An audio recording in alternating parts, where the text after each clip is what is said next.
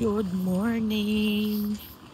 Ang Pinay magtrabaho na pod na ako sa train station karon.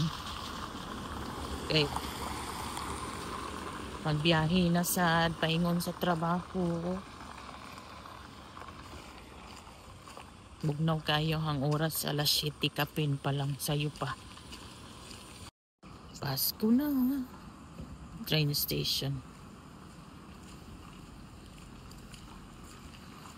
Magpalita og kape kay pastilan.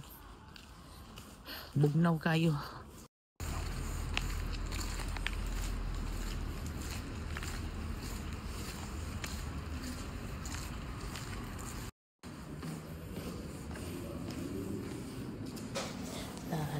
Masulod ta kay magpalita sa kape. Importante ang kape sa buntag. Ginuod ko alas 5 pa lang sa umaga kakape.